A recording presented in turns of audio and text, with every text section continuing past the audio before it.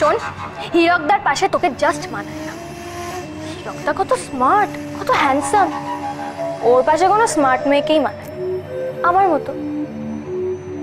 মুনিয়া, তুই কি বলছিস? তোর কোনো হুঁশ আছে? মুনিয়া, এই নোংরামগুলো বন্ধ কর। কি? হ্যাঁ, আমি তোকে নোংরামগুলো বন্ধ করতে বলছি, না হলে তোর এই বাড়িতে আসা আমি বন্ধ করে দেব। আচ্ছা দিদি, তুই আমার এই বাড়িতে আসা বন্ধ করে দিলেই বুঝি হীরকদার জীবন থেকে আমাকে সরিয়ে দিতে পারবি?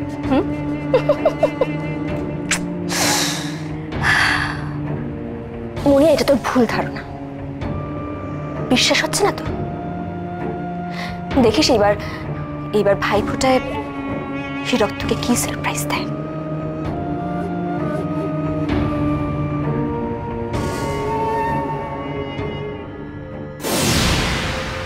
দিদি তলে তলে এই প্ল্যান করেছিল, তলে তলে। বেশ করেছি আমি খুন করেছি। আমার হীরককে আমার থেকে সরিয়ে দেবে। বেশ করেছি, খুন করেছি ওকে। বেশ করেছি, আমি আমার দিদিকে খুন করেছি।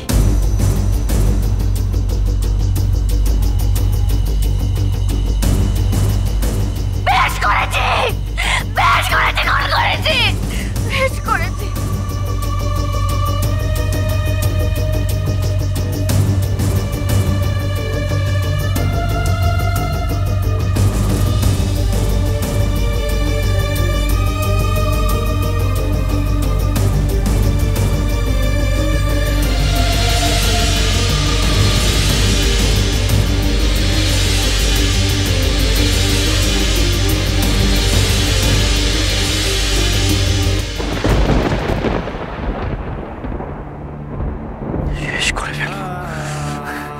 তোমাকে আমি শেষ করে ফেলবো, তোমাকে আমি।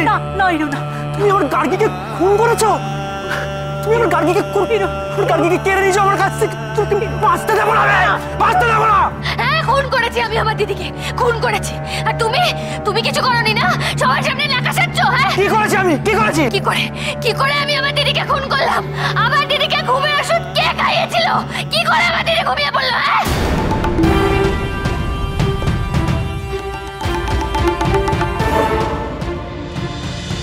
এইটা কিন্তু মনে একদম ঠিক বলছে হীরক।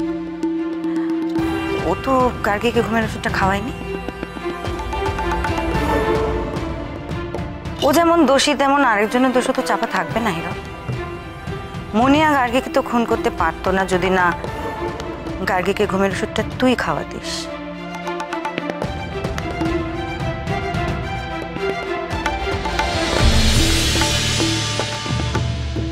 হীরক গার্গীকে ঘুমের ওষুধ খাইয়েছিল? সত্যিটা কি স্বীকার করবি হীরক, যে ঘুমের ওষুধটা তুই খাইয়েছিলি? হ্যাঁ, হীরকদাই খাওয়াইছিল। হীরকদা দিদিকে ঘুমের ওষুধ খাইয়েছিল, আমি নিজের চোখে দেখেছি।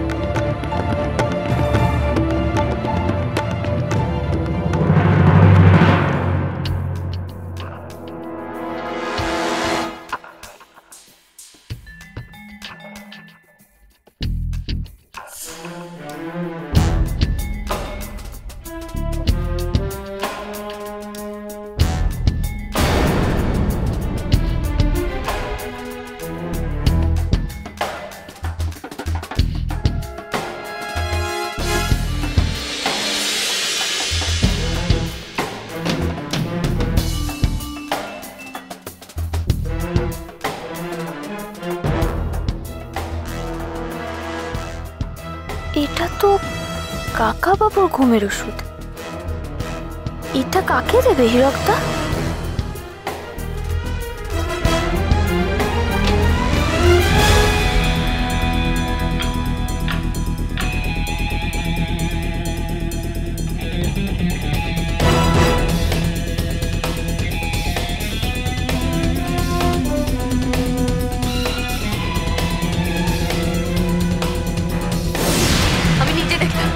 হীরকদা ওই ওষুধ মেশানো জলটা নিয়ে দিদির কাছে গেল।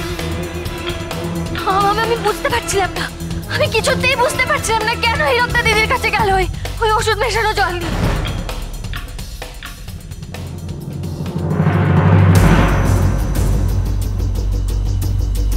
গার্গী,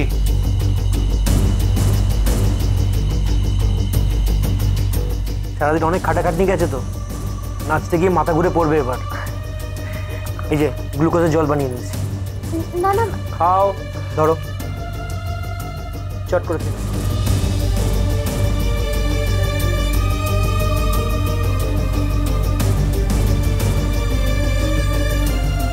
পুরোটা খাও, খাও খাও খাও।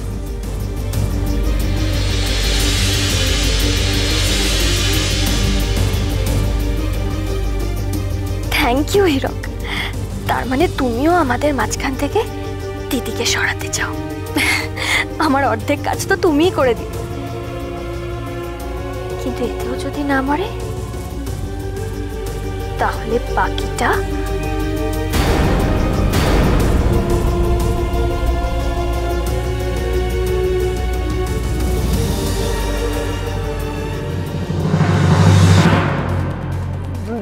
না মিষ্টি বৌদি, আমি গার্গীকে মারার কথা স্বপ্নেও ভাবতে পারি না। আমি ওকে খুব ভালোবাসতাম, আমি স্বপ্নেও ভাবতে পারি না মারার কথা। মিথ্যা কথা। তাহলে কেন কেন তুমি দিদিকে ঘুমের ওষুধ খাইয়েছিলে? হ্যাঁ, তুমি আসলে আমাকে ভালোবাসো আর সেই জন্য তুমি দিদির হাত থেকে মুক্তি পেতে চাইছিলে। না, আমি শুধু বাড়ির শান্তি বজায় রাখার জন্য করেছি এটা, আর কোনো কারণ নেই। শুধুমাত্র বাড়ির শান্তি বজায় রাখার জন্য, শুধু বাড়ির শান্তি বজায় রাখার জন্য, আর কোনো কারণ নেই।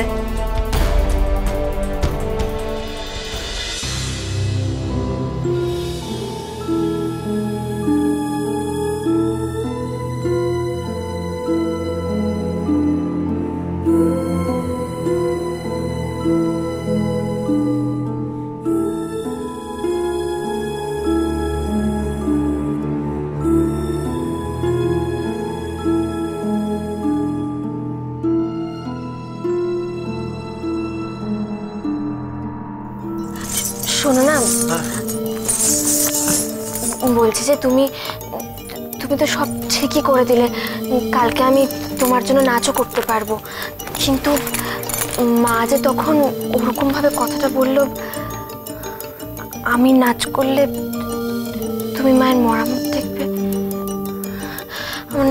আমার না কেমন অস্থির করছে মনটা। কিছু হবে না তো গো? আরে না রে বাবা, কিচ্ছু হবে না, সব ঠিক হয়ে যাবে, চিন্তা করো না।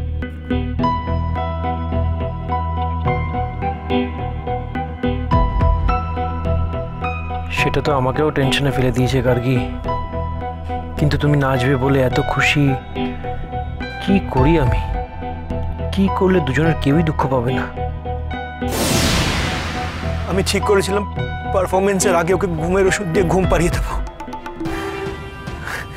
ও ঘুমিয়ে পড়বে আর ও এটা ভাববে না যে আমি ওর নাচে বাধা দিচ্ছি, আর এদিকে মাও অশান্তি করবে না। কিন্তু বিশ্বাস করো মিষ্টি বৌদি, আমি এমন পরিমাণে ঘুমের ওষুধ দিইনি যাতে ওর ক্ষতি হয়। আমি ওর ক্ষতি করতে চাইনি মিষ্টি বৌদি, বিশ্বাস করো আমায়। হ্যাঁ, হীরক সত্যি কথাই বলছে। আমি নিজে পোস্টমর্টম রিপোর্ট দেখেছি, ঘুমের ওষুধ পাওয়া গিয়েছে, তবে যেটুকু পাওয়া গিয়েছে তা থেকে গার্গীর মৃত্যু হতে পারে তেমনটা মনে হয় না। আমি ভেবেছিলাম তুমি প্রমাণ করার চেষ্টা করছো যে আমরা গার্গীকে খুন করেছি, কিন্তু তুমি যে বুদ্ধি খাটিয়ে মুনিয়াকে ধরবে সে তো ভাবতেই পারিনি আমরা। কি করে করলে তুমি এসব? সেদিন রাতে চোরের মতো তোমাদের বাড়িতে ঢুকে পড়েছিলাম বলে খুব রেগে গেছিলে না? সেদিন রাতে আমার হাতে আরো কিছু প্রমাণ আসে।